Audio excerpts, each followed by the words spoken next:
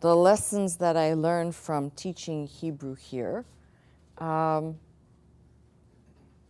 if the alphabet is not mastered properly, it is almost impossible to get through to the next step.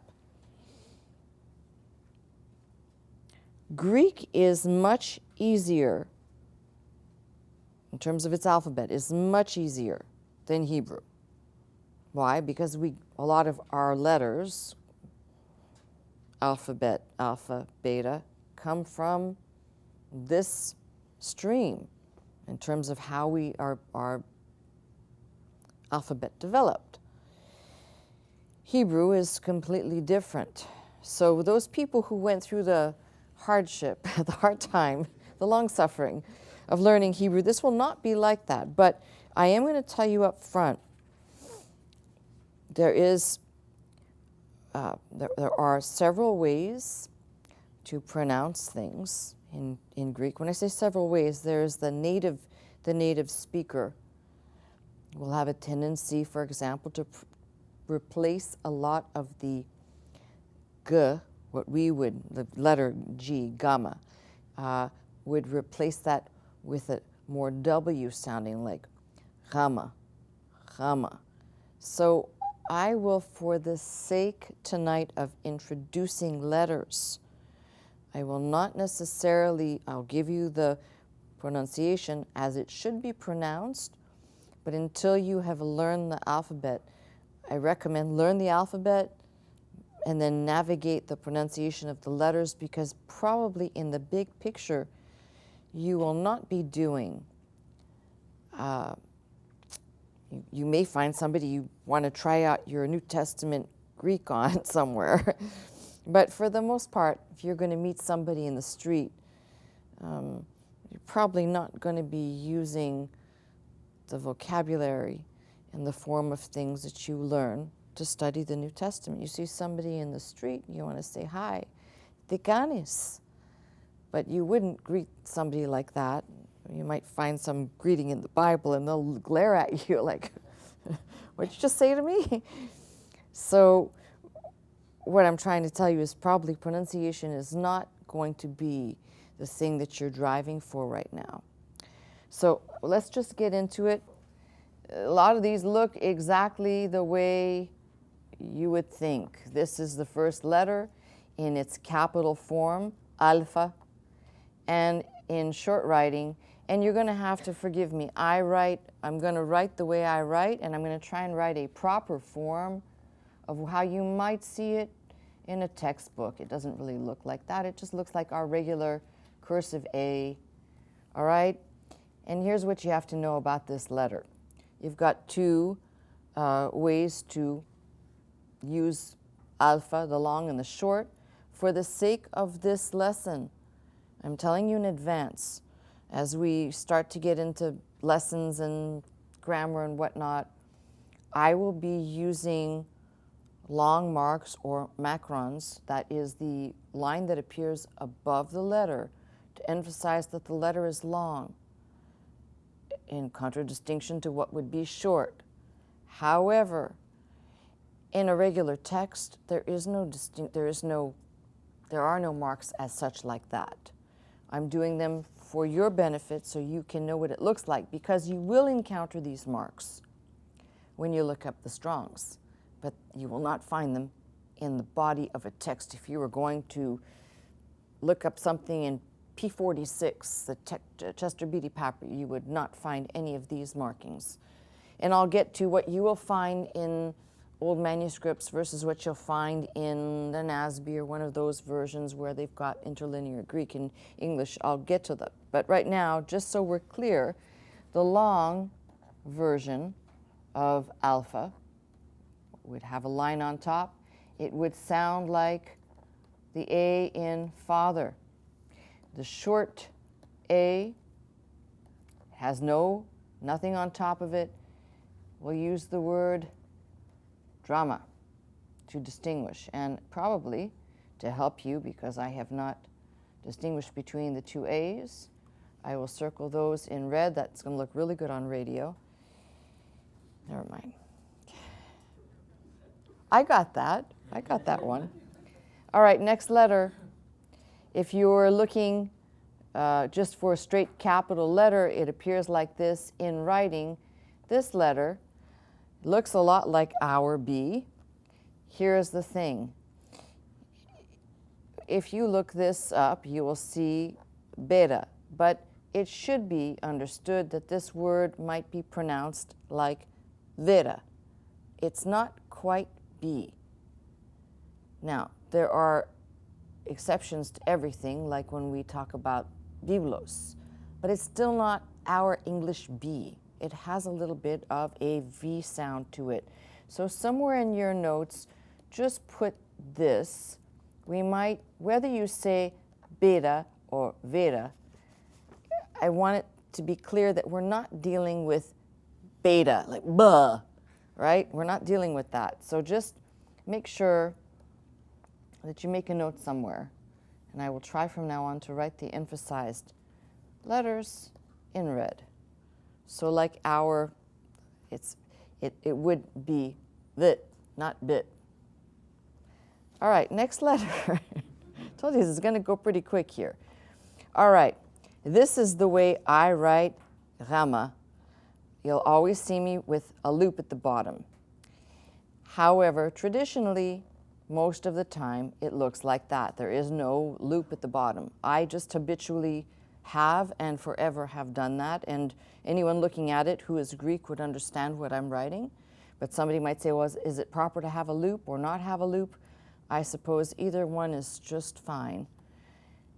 The letter itself is written gamma, but I want, if you're going to go for pronunciation, think more gamma. It's not a hard g. So try and think you're putting a little bit of a W into your G. For the sake of what it might represent. And if you were going to pronounce, it wouldn't be get, you'd be saying re, like re. There's some roll in there. It's more W than anything. Next letter, delta. Here, two possibilities for script. One is almost a cursive look. One has a little bit more straight back. Either one is fine. They might look the same to you. If you're reading in, not in this analytical Greek, but in, I sometimes have that little tiny, here it is. This is the Greek New Testament UBS 4th edition Nestle. They will write letters that look like English letters. So you go to all this trouble to learn this, but then in some of those books, they're just written like plain English letters, for the most part. All right, here, delta. Not too much to say about this.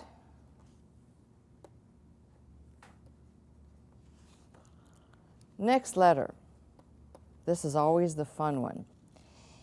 Epsilon. Epsilon. Put a toothpick between your lips and say epsilon, and it's kind of like that. Epsilon. It's like you got something stuck there, all right? That is the capital. This is the, we'll call it minuscule or small.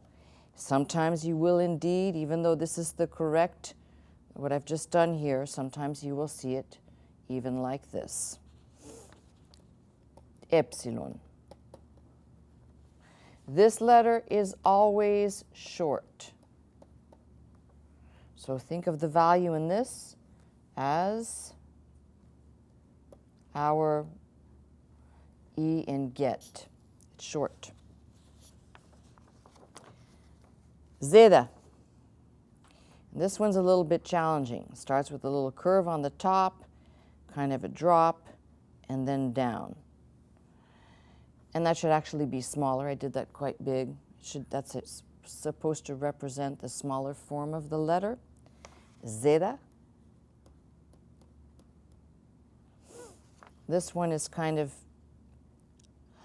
really like, think of gadzooks, z, or in the word ads, plural of ads. So you've got that z.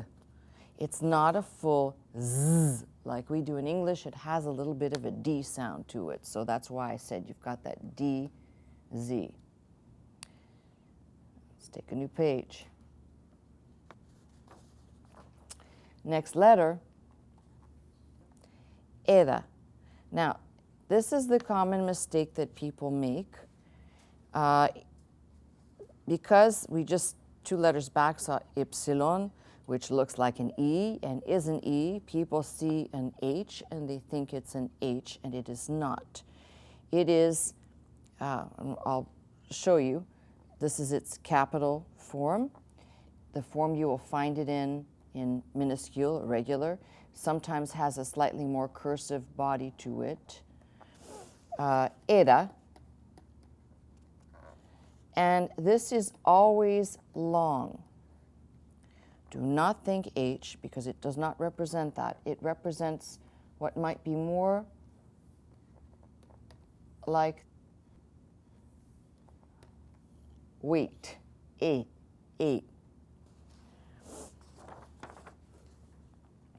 Next letter, Theta. And here you will probably see sometimes this letter will have some fancy little doodads in it or something. Just ignore that. That's people just, we want to be so fancy. Just think of a, sometimes, and most of the time it's in this shape with a line through it, Theta. Theta. And it really should be pronounced Theta. You've got a little bit of a stretch there inside. But the idea there is the same, conveys the same thing as in the English thought. Let me put that down.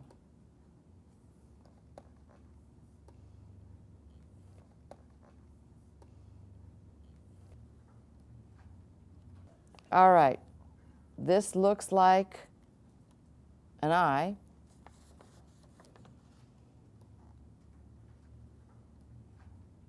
You might have a little curve at the end for the most part. This, I'm going to say it the way we have grafted it into our English, iota, but that's not the way you say it in Greek, yoda. So just forget about the I there in pronunciation, yoda. Here you can have long or short. So the long would be analogous to or equal to our English word for, or the sound in the word meat. That would be the long, and the short, without the macron on top, would be analogous to our word bit. So yoda. Kappa. I'm just going to do this so we don't get confused with another letter, and we're going to keep the K look. I'm going to write a smaller K because most of the time that's the way you'll see it. And sometimes you'll see this fancy thing which can get confused for another letter. So I'm really not inclined for you to do that unless you know what you're looking at. I just leave this one alone, okay? Because you'll get confused with another letter, and then suddenly you won't know, until you get familiar with the letters, you won't know what it is you're looking at. This is Kappa. Same thing, we have K, like kit. Next, Lambda. Capital. Let's do this. Interesting, you might want to practice this one, because the tendency is, and I've done this before when I've been writing, is to make the legs go the wrong way. So think of this in the minuscule. Think of this as somebody's, there's a head. Look, I'm just fictitiously doing this. This is the way to learn letters, right? Walking that way. So see that? It's going that way, because a lot of times you'll find people do this, and that's not the right form. Although I don't think it would matter too much. You could still read it, but you get the idea. He went that way. There's ways to remember letters in the alphabet. All right, those kind of look like penguins walking. Two penguins. No, it's 2 Corinthians.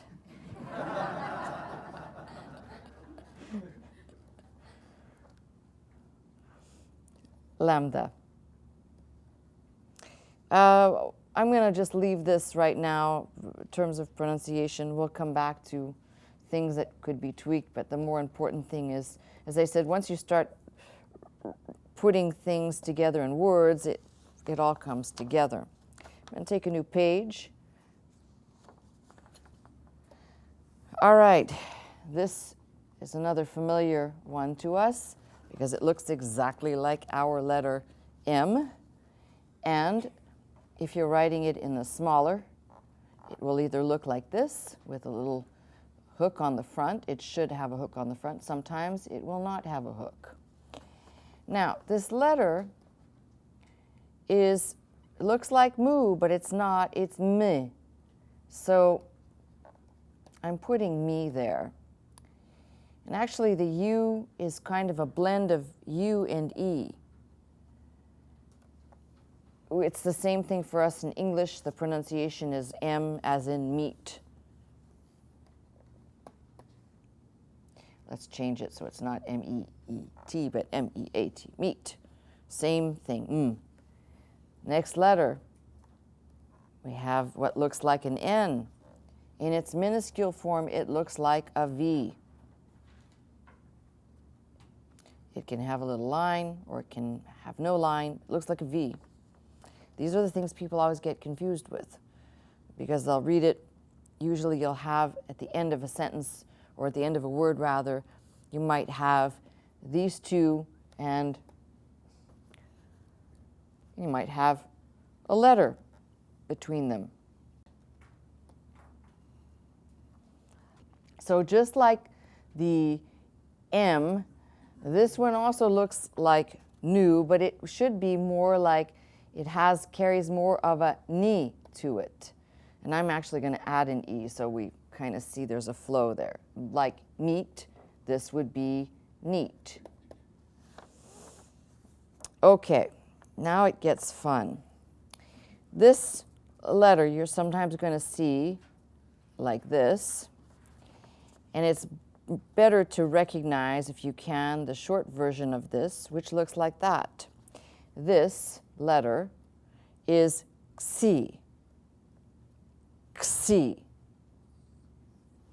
Xi. K, right? Xi. So why am I doing that? Because that's a very foreign sound for us, and there'll people that will say J, and they might be of Asian or something. They want to go with the J. It's not. It's X, like our word taxi or accept. X. That's the sound.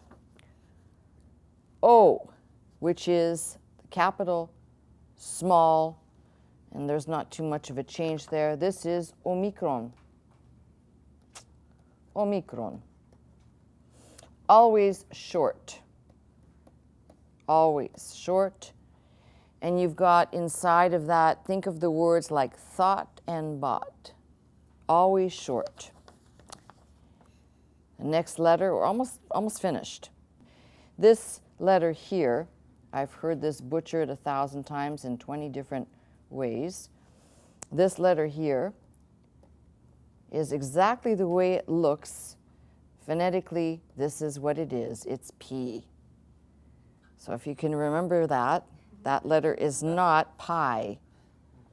It may be the symbol for pi, but it is P, as in pen. All right, let's take another page. I know the people who are listening on radio are doing quite well. This is the capital. This smaller one may look something like this. Sometimes it may look like this, and other times it may just look like this. This is Ro. Ro. There is a light roll on the R, ro, like the R in drama, except there's a little bit of a roll on the R. Next letter, capital sigma. Here, it's important to note this is probably the only letter that has something that you've got to take note of. In its minuscule form, this letter can appear in the beginning, middle, or end of a word, but you'll always find that it takes this form, like an S, at the end of a word. So at the end of a word, this is its final form. You may have a word that has two S's, S, and then, for example, we'll just say perhaps there's a letter like that there. This will always be your final version of this letter here, but not the other way around. This word, this letter, is sigma. And almost done. Some of these look very much like our own, of course. Majuscule and small, and sometimes just written plain old straight, just like a T. Although the letter is tau, it should be pronounced more like tough, if you're going to pronounce the letter. And our English T for 10. So sometimes the names of the letters, as I said, they may be secondary because you're not going to be walking around doing the alphabet. You're going to be putting letters together that form words that form and make up sentences, I hope. Okay, next letter. I should do that better because that is an ugly Epsilon. Let's do it. It's a truly centered, it looks like a Y, right? A small version, kind of looks like a U. This letter sounds very much like the other letter. We had Epsilon. This is Epsilon, but really, if you were a Greek-speaking person, you would probably not be doing what I'm doing, which is saying Epsilon. I'm doing this to distinguish between the two letters, which perhaps in the next lesson I will distinguish the pronunciation. But for right now, just know that they are two distinct letters. This one can be long or short, so the long would be like our word for boot. And the short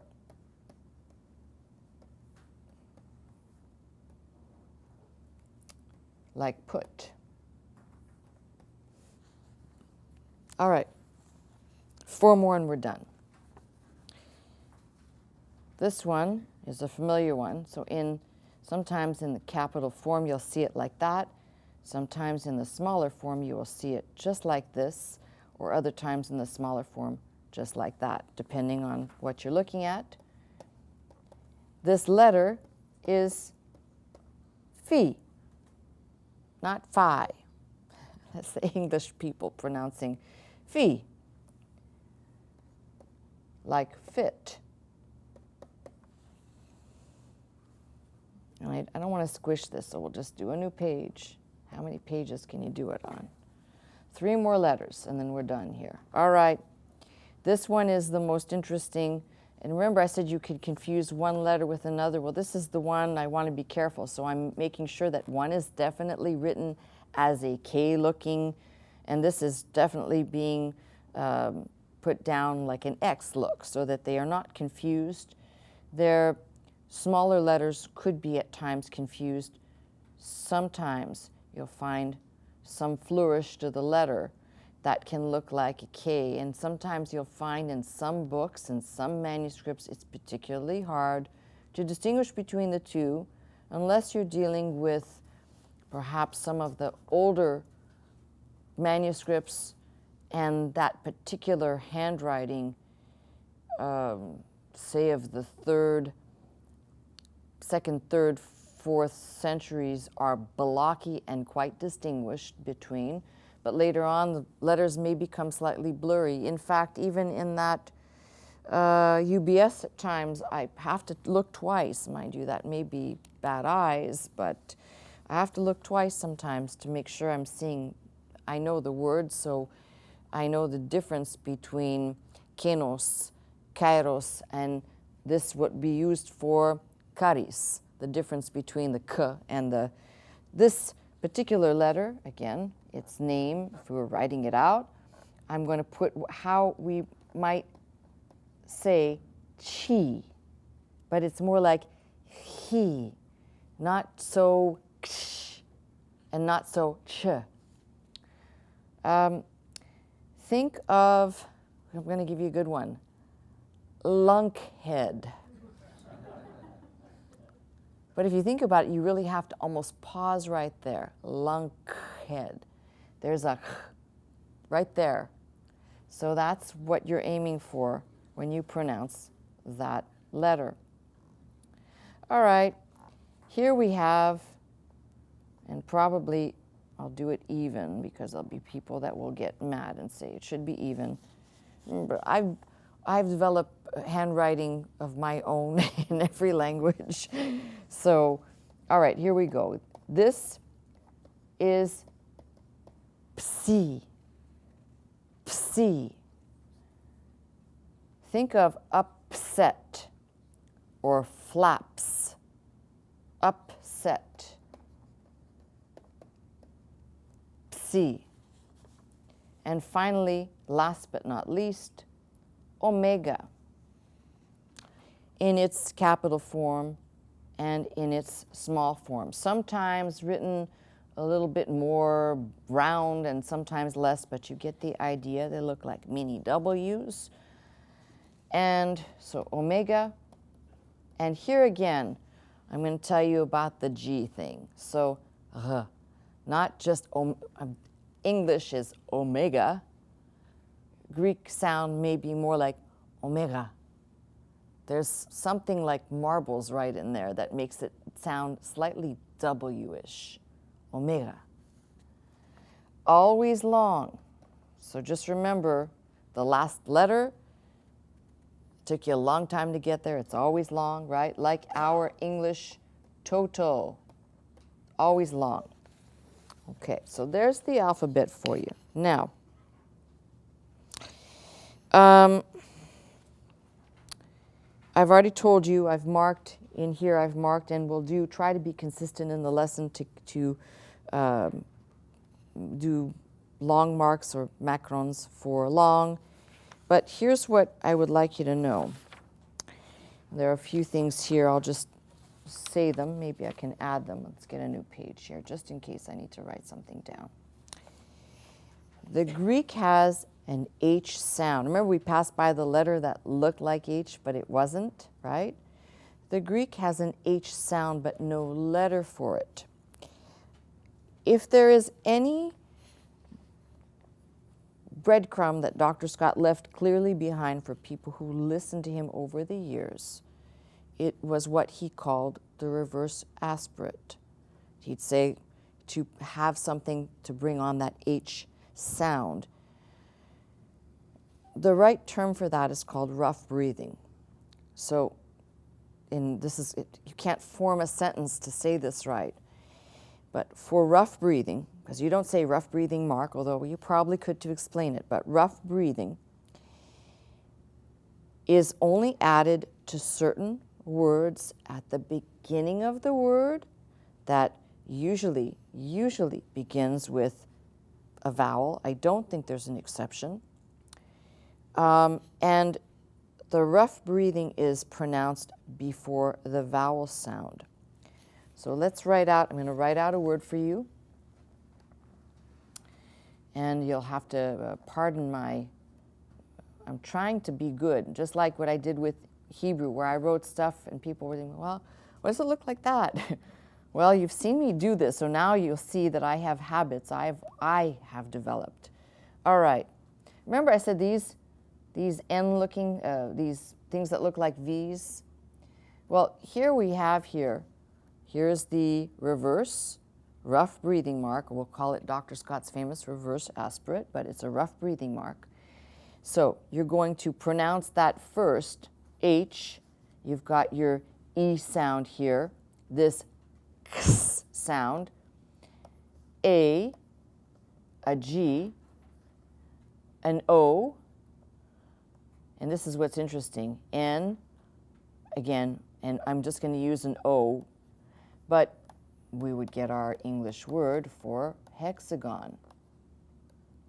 But you can see what happens here with this rough breathing mark. It creates the H sound. There is no, don't make the mistake of thinking that somewhere we passed by an H in the alphabet, and that's that. It is not. When a word begins with a capital, the rough breathing mark is written before the initial vowel. The best example of that is the Greek name Helene, which actually sounds like I'm saying H, and there's the H sound, but it's actually, if you were looking at it, you'd say, well, there's, quick mind will say, wait a minute.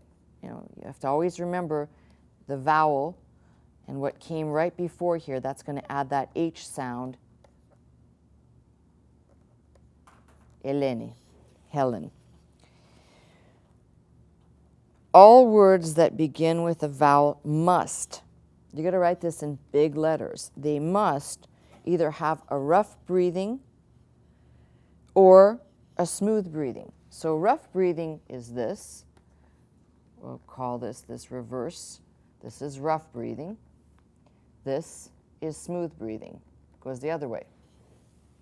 So all words that begin with a vowel must have either a rough or a smooth breathing. Smooth breathing is placed in the same manner as rough breathing, except it is used when words begin with a vowel but do not have the H sound. So the H sound is not intended.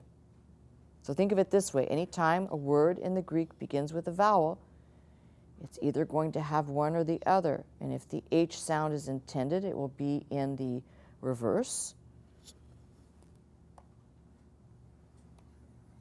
And if there is to be no H sound, it will be the second. All words beginning with Epsilon, that is that letter right there that looks like a Y, have rough breathing. So every word that begins with Epsilon has rough breathing. And I'm not calling it rough breathing, Mark. This is the way you would say this. Greek has, well, as like when we get to verbs, other languages have conjugation. Greek has declension. We'll talk about the proper terminology. I like the way sometimes people think, because I've written in various languages in front of you over the years, although I like the way some people used to, I remember this, we'd be at the cathedral, and I would fill up 3 boards a lot of times. In the early days, I'd go and I'd put lots of stuff up there. And I would do it usually, obviously, before the curtain went up. Why? Because I didn't know how long it would take me, and unlike Dr. Scott, who had 30 years and plus of doing this, I had to make sure that I didn't make mistakes in writing, because you're writing, there's a lot of, you're writing on a board. It's not like writing, and especially those boards where you can't just erase it either. That type of marker gets on the board, and you've got to have 5 people to come with the stuff to wash it off. But I remember people used to say, later, I don't even write those languages. And it almost would make me laugh that anybody would be that much of an idiot that if I can't write it, first of all, how did it get on the board? Did some little magic elf appear and do my work for me? But worse than that is, it's one thing to say you can't write something, but then I would stand in front of you during a message and read what I wrote, and that's pretty remarkable when I can read my own handwriting. All righty. All right, next in this, you remember we passed the letter that looks like a P, but it's actually pronounced ro. Ro is the only consonant which takes a breathing, a rough breathing, and it is not pronounced. And this should be something you'd go, absolutely got it. Why? Rima. Think of any time you encounter an R, this will take rough breathing, but it's not pronounced.